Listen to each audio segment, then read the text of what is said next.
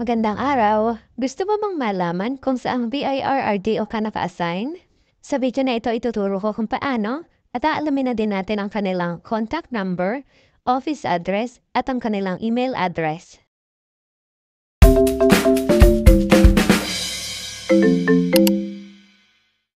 Gagamit ulit tayo ng eGov app at hanapin natin itong BIR. And then, i-click natin itong I agree. At ito ang homepage ng BIR. I-click nyo lang yung tatlong guhit sa side at hanapin mo ang e-services. And then wait lang natin, may magpapap up dyan na parang maliit na robot. Ito siya. Click natin yan. Isa siyang chatbot. So may magpapap up ulit na mga messages niyan. Piliin mo lang at sundan mo lang yung instruction. So preferred language daw natin. Bahala na kayo. So I choose Filipino. And then, magre-reply ulit siya. And then, choose lang natin kung ano yung transaction nating concern. So, pwede mong i-click tong arrow pababa at hanapin mo yung RDO Finder. And then, i-click mo tong View.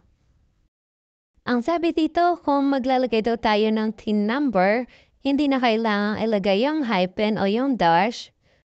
And then, i-fill up natin yun, diretso lang, yung inyong 9 digits TIN number. And then, i-fill up nyo lang lahat to. And then, dito sa birthday, kailangan nyo sundan yung kanilang format. And then, after nyo ma-choose, click mo lang yung set.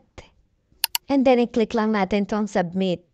After clicking submit, magre-reply si Revy. At ito yung mababasa nyo. Sa unang reply, makikita nyo yung information na in-enter nyo. And then yung ikalawang reply niya, dyan makikita mo na kung saan RDO ka located.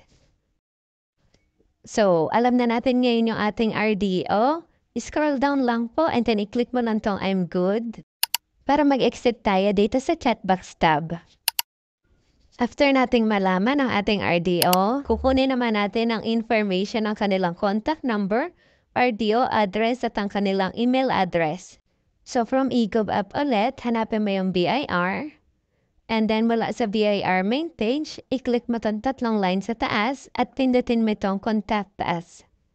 Scroll down, mula dito sa Directory, itong nasa side na Regional District Office, i-click natin yan. So, dahil ang RDO ko ay sa East Makati City, hanapin natin na Makati. So, ito siya. And then, i-choose natin yan. And then, ito, may RDO, region number 8A, Makati City. Pero hindi yan. Scroll down lang natin.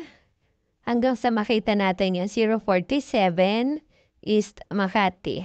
Ito na siya. Ito yung RDO 047 East Makati City. Ito yung address niya, ito yung kanilang email address din at ang kanilang contact number. Kung may mga concern kayo sa inyong RDO, ganun lang yung pag-check ng kanilang email address o yung kanilang contact number. Pwede niya dun silang kontakin. At kapag okay na lahat at satisfied na kayo, i-click mo lang yung back at log out sa ating eGov app. Yun lang, sana nasundan nyo. See you sa next tutorial!